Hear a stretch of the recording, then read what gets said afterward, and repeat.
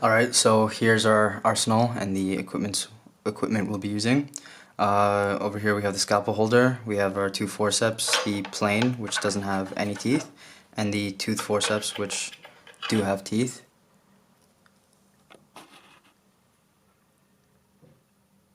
Yeah, right there.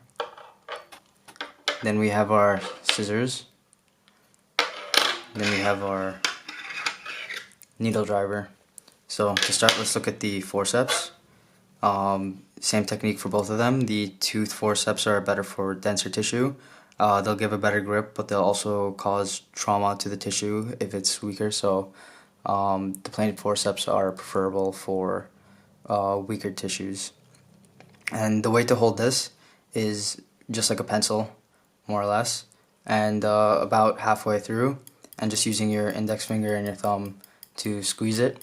And then I'm going to introduce this concept of storing, which means kind of keeping it out of the way, so you can use your fingers. And for the forceps, it's just you curl your fingers and then use your pinky to hold on to it.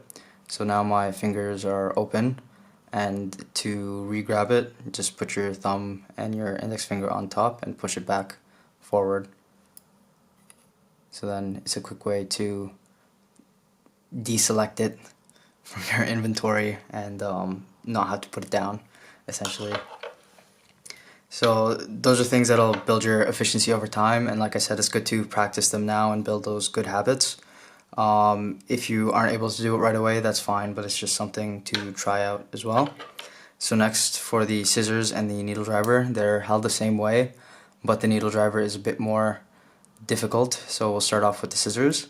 Your ring finger goes into the bottom loop, your middle finger goes into the crook, your thumb goes into the top loop, and then your index finger goes right by the blades. Having your index finger close to the blades here allows you to have control, and when we cut sutures, it helps maintain that control. And when you cut the sutures, you need to make sure you're visualizing the ends of your blade.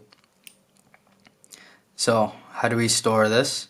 We take our thumb out and let it fall and just close our pinky over it like that. So now our fingers are available, or we're now able to use our needle driver.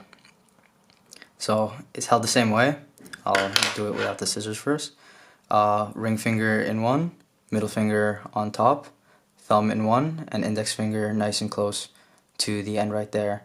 Make sure you practice with the proper technique here, because I had some people ask if we could do it this way or just not holding it properly. And you can, but you're not going to build good habits, and it's going to cost you down the line when you're trying to relearn it properly. So yeah, I suggest you learn how to use it properly the first time, even if it's difficult, because it is difficult, and that's why you need to practice. Well, it's not difficult, it's difficult when you start out. That's why you need to practice, so it's not difficult. And over here you see these clasps, and this holds it together, so I can't actually open it unless I push down and at a bit of an angle. So just like that. And yeah, that's why, as I mentioned, it is a bit more difficult to use these, but you should practice this and get used to it, because it's something you'll have to do a lot of. Another way it can be held, I'm not saying do this now, but I'm saying you might see me do this, is not having your fingers inside of it at all and using the meat in your palm to release it and re-hook it. So I'm not saying for you to do this, I'm just saying if you see me do it or someone else do it, you know why. It's just to get a bit more leverage, and when you feel comfortable you can do it, but once again, just practice the basics. So now to have the full loadout, we have the scissors here, we have the needle driver on top, and we have our forceps here. So we do our suture, blah blah blah, hold the ends, we have the scissors to cut, and there we go, bring it back. That's the idea of having it like this. But once again, if you can't do all this yet, just practice with these two, and that's fine as it is. You don't have to worry about efficiency just yet, because efficiency will come as you get more practice and build your hand-eye coordination and your muscle memory, etc., etc., etc.